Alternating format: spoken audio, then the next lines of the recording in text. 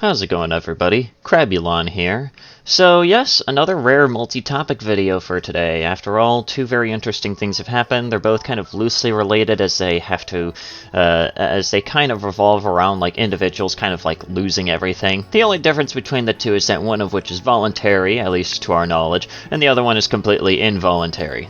However, they're both incredibly goddamn hilarious. Like, they're just both extremely funny, and I think everybody will get a kick out of them. But anyways, let's just get straight to the point, alright? Fastest intro ever. 3, 2, 1, let's go.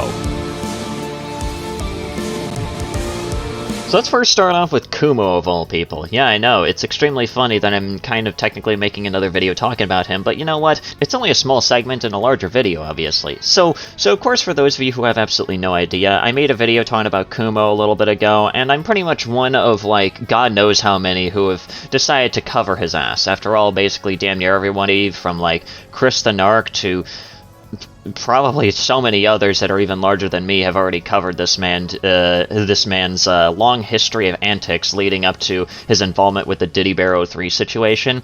But I think what makes this extremely funny is that his confidence was absolutely immense. His ego was shining to the heavens throughout this entire fucking situation. Even all the way up until he decided to turn coat, he continued to have a massive fucking ego. You could see it within the call that I linked in the description of my video on him. His confidence was beaming. He thought that he was untouchable, at least until, well, people were no longer buying this weird act of his. His weird, holier-than-thou, self-righteous act that basically and rightfully nobody was buying at all. And, well, I mean, hey, I don't blame them for not deciding to buy any of this, because I certainly wasn't, and neither was anybody else. Everybody was talking about it as if it was just nothing more than a performative Lio Convoy-esque call that made him look no better than the people that he once criticized. And, well, once you believe it, that was probably what ended up leading to him no longer existing on either YouTube or Twitter. In fact, if you decide to take a look at that said call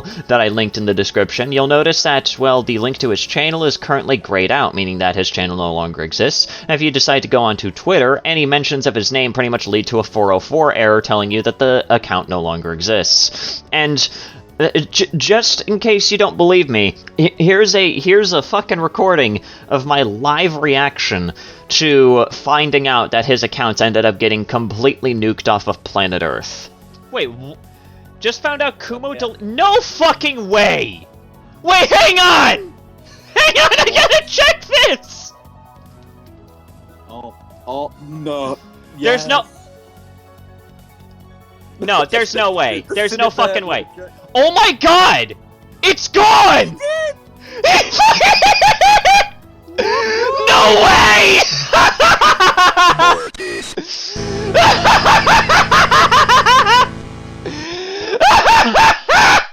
No, wait. No, I actually have to physically check this shit now. Because I know that his name was linked in one of the videos that I sourced. Fuck. Oh my god, yeah, it's gone! It's fucking gone! Yep.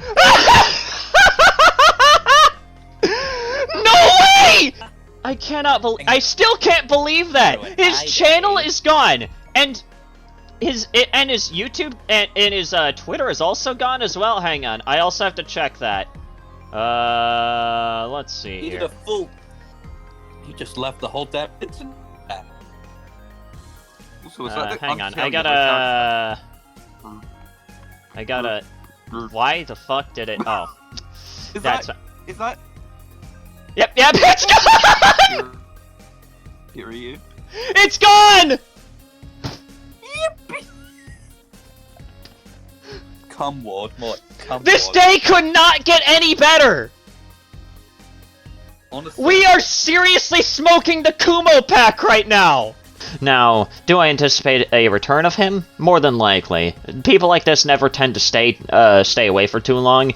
I mean, just take a look at Shadow Raven Studios. He couldn't stay away for any longer than a week before deciding to pull off some stupid shit. But I think what probably put the final nail within Kumo's coffin that made him realize that he was fucked was basically people that he was once friends with basically confronting him about how stupid he was acting, especially when it came to false striking people that he just didn't like. Like, that was probably probably the real tipping point, if I'm going to be completely honest. Like, people confronting him over the fact that he was acting like a fucking hypocrite over the fact that he decided to strike somebody, you know, for the same reasons that somebody else was getting mad at him for when it came to a video. Like, dude...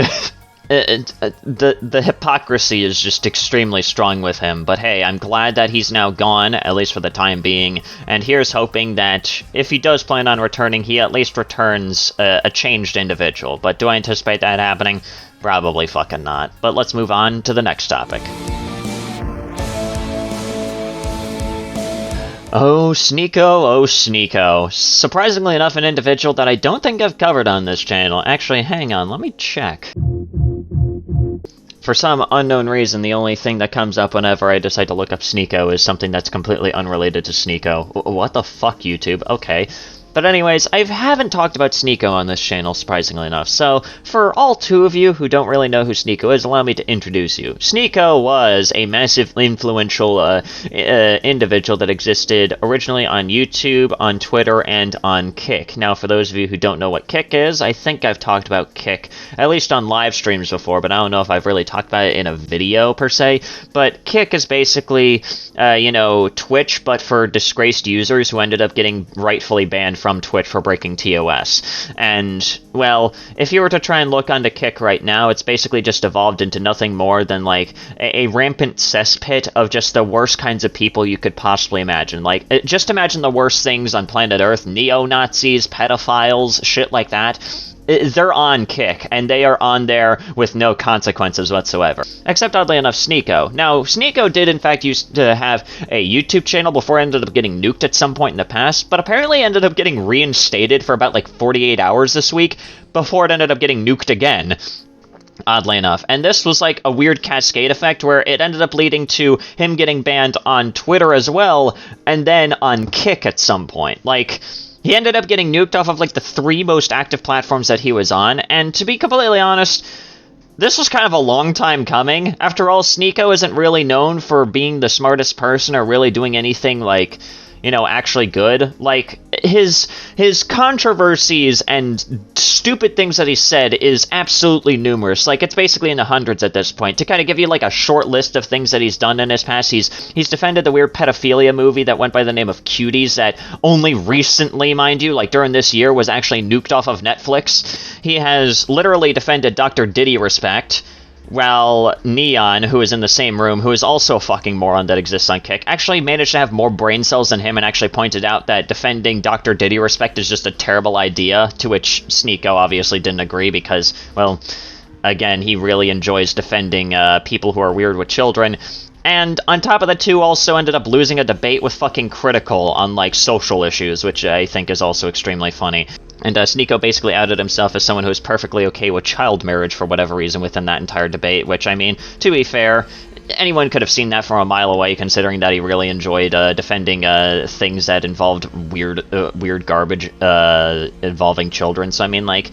is anyone really surprised that he would ultimately defend something like that? I'm certainly not, but whatever. At least Sneako's basically been nuked off of his most active platforms, which I think is extremely funny. Like, especially on Kick, right? In a sea of literal neo-Nazis. Jesus Christ, the voice crack. In a sea of, like, neo-Nazis, pedophiles, white supremacists, like the worst kinds of people that you can imagine. In a sea of, like, the absolute worst and dumbest people imaginable, somehow Sneako is the first one to ever be given the boot on Kick. Which, I don't know how long it's gonna last, considering, again, it's Kick. He's probably gonna get reinstated at some point in the future. Probably same thing with Twitter, because Elon Musk apparently has been caught literally reinstating, like, CP distribution accounts on Twitter for whatever reason, which, I mean, like, I really wonder why he would be doing that, huh? But, yeah, I think it's just really funny that, at least for the time being, all of Sneako's most active accounts have basically just been completely nuked from existence, and you just can't find them anymore. Like, I think that's what makes this just infinitely funnier. That's going to round off today's video. If you guys enjoyed today's video, please consider leaving a like. That's very well appreciated. Leave a comment down below what you thought about the video, what you want me to talk about next, and also subscribe to the channel if you're new and you want to see more content such as this. Also, go ahead and follow me on Twitter and join the Discord server down below. I also have a Blue Sky if you want to follow me there. Special thanks to my channel members, MadFox94 and Gruesome. You guys are absolutely fantastic for throwing me $5. For those of you who made it to this point in the video, comment Star Wrath at some point within your comment. But yeah, anyways guys, this has been Sandy, and have yourselves a nice day.